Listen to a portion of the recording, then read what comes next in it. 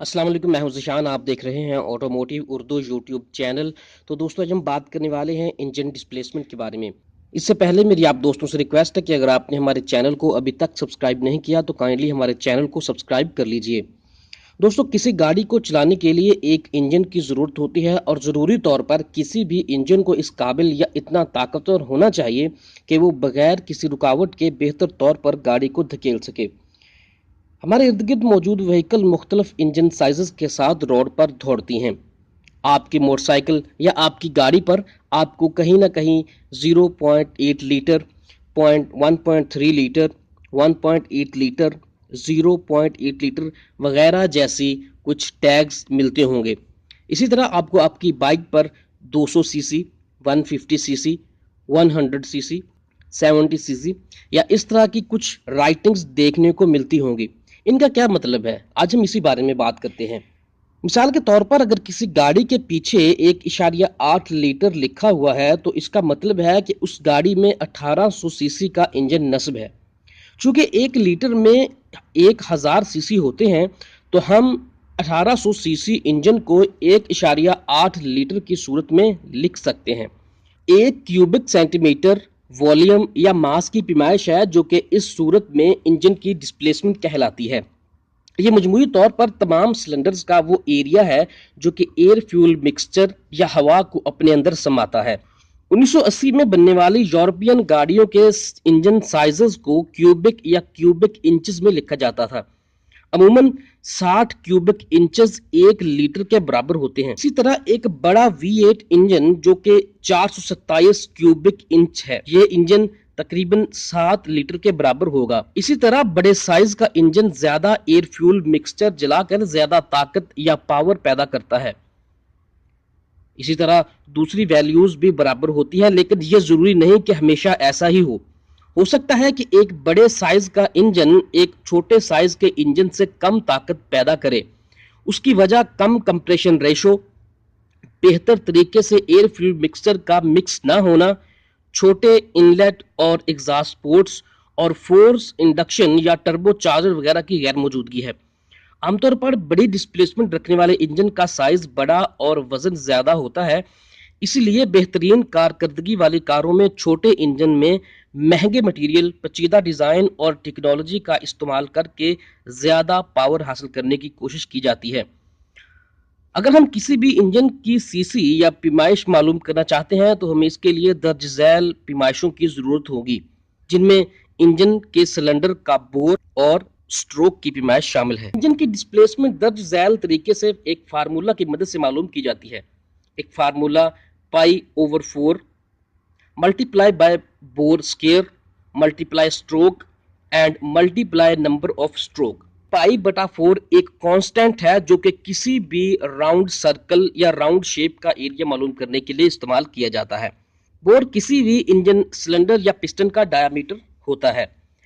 Stroke piston cylinder के अंदर TDC से बीडीसी तक जो फासला तय करता है उसे स्ट्रोक कहते हैं।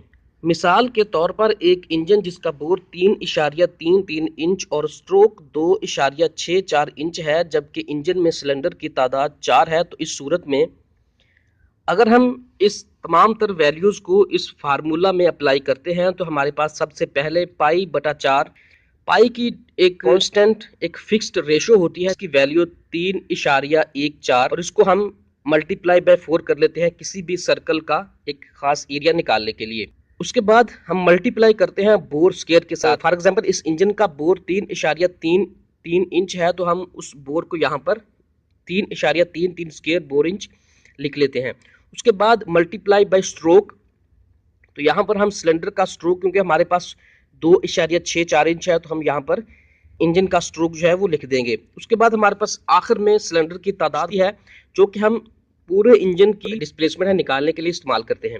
उसके नीचे जब हम इन वैल्यूज को सिंप्लीफाई करते हैं तो हमारे पास अगर हम 3.14/4 को डिवाइड करते हैं 0.7854 का वैल्यू मिलती है।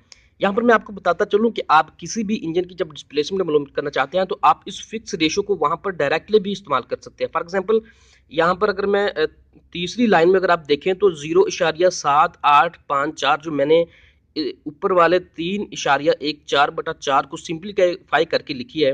अगर आप ये ना भी करना चाहें, मैंने सिर्फ इसलिए लिखा था कि आपको समझ आ जाए, अगर आप ये ना भी लिखें 0.7854 की अमाउंट जो है यहाँ पर लिख सकते हैं। उसके बाद हमारे पास 3.33 का स्क्वायर है, उसके बाद 2.64 का स्ट्रोक और सिलेंडर की तादाद।